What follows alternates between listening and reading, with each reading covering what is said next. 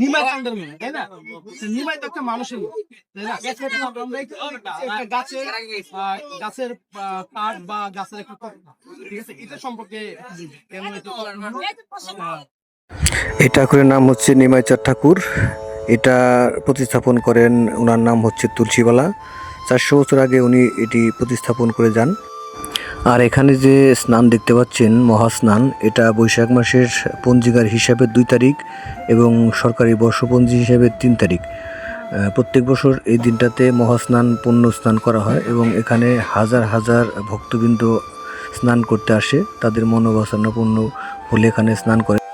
আর ওনার কাছে মন থেকে কোনো মানসা করলে সেটা উনি তার প্রতিফল হিসেবে তাদের দিয়ে থাকেন।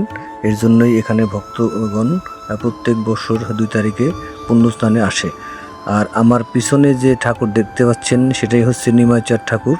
এখানে এই জায়গাটি মানিকগঞ্জ সদর উপজেলার বালিরটেক কালীগঙ্গা নদীতে অনুষ্ঠিত হয়। আমরা যারা লাল পোশাক পরে আছি তারা হচ্ছে সন্ন্যাস ধর্ম গ্রহণ করে। চৈত্র মাসের 20 থেকে 22 তারিখ হলে এই ঠাকুরটা বের হয়। প্রত্যেক এলাকায় যেখানে নিমন্ত্রণ থাকে সেখানে ঘুরে তাদের সন্ন্যাস ধর্মব্রত পালন করা হয়। তো ধন্যবাদ। ভিডিওটি ভালো লাগলে অবশ্যই লাইক, শেয়ার এবং কমেন্টস করে যাবেন।